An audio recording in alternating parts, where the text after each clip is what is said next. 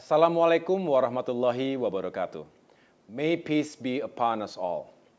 Your Excellencies, distinguished delegates, all participants of Summit for Vaccine Internationalism, ladies and gentlemen, warmest greetings from Indonesia, home of the world's fourth largest population.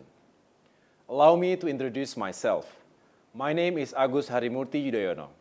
I am the chairman of Indonesia's Democratic Party. We have more than 10 million constituents spreading across 3 time zones, from Aceh to Papua. First of all, I would like to thank the Progressive International for giving me this opportunity to talk about the current situation of COVID-19 in Indonesia. Like any other countries, Indonesia has been struggling in dealing with COVID-19 pandemic. Various government policies and measures have been implemented in order to control the spread of the virus and to significantly reduce the fatality rate. Up to date, more than 1.9 million people have been confirmed positive. More than 53,000 deaths have been recorded. While nationwide vaccine rollouts are currently on progress, there are still 116,000 active cases. COVID-19 has not only affected public health, but also produced severe social-economic implications. We are suffering from a year-long economic recession, as well as the rising number of unemployment, poverty, and inequality. Our businesses, especially our micro, small, and medium enterprises, are experiencing the hardest hit. The quality of our education is also impacted, particularly for those who do not have the privilege to internet access and digital devices as the primary requirements for long-distance educational system. It is therefore in our best interest to collectively take quick, effective, and comprehensive actions to survive and prevail. First and foremost, to save lives, to protect the poor and the vulnerable, to regain positive economic growth, and to rebuild a better future for all Indonesians. However we want to focus on our national effort, we must always comprehend the very nature of this pandemic. It is borderless and indiscriminate. It therefore requires joint efforts, cooperation, synergy, and collaboration among all global stakeholders. I would like to highlight one of our biggest challenges. Our capacity to produce and distribute vaccines is far left behind the infection speed and scale of the pandemic itself. Moreover, we are seeing the unfortunate phenomenon of COVID-19 mutations in different parts of the world. New variants, such as Alpha, firstly found in Britain, Beta in South Africa, Gamma in Brazil, and the most recent Delta variant, found in India, have proved to be more dangerous than the previous ones.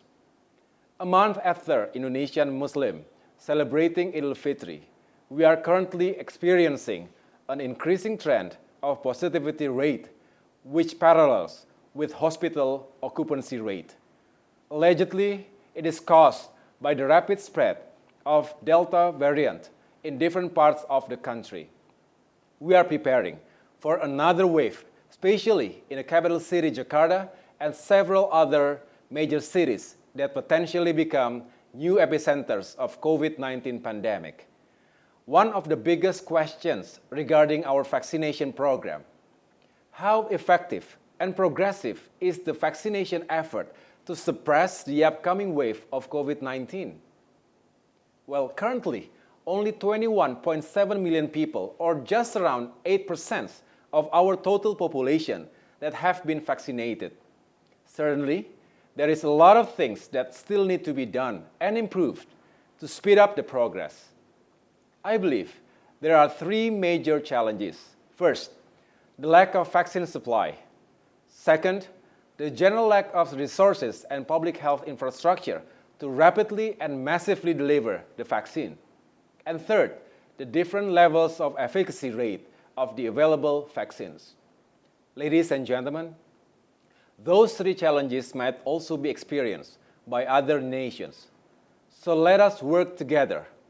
We must realize that global support, as well as effective and mutually beneficial cooperation, among governments, private sectors, international organizations, and also vaccine producers are fundamentally required to overcome this critical situation.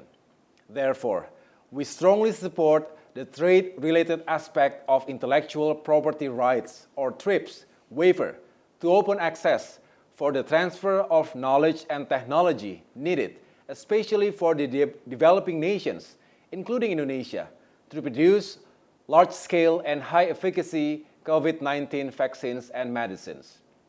This initiative, we believe, will be a crucial game changer. By having the capability to self-produce our own vaccine, we will be able to reach our herd immunity and defeat the pandemic much sooner. We must strive and heal together. We cannot succeed and progress within our own border, identity, and interest. In global crisis, there is no North and South, no developed and developing nations, no rich and poor countries. We are one, so that we must act as one. Let us show our determination and commitment for global unity, solidarity, justice, and humanity. Thank you very much for your positive spirit, and I wish you all the best. Wassalamualaikum warahmatullahi wabarakatuh.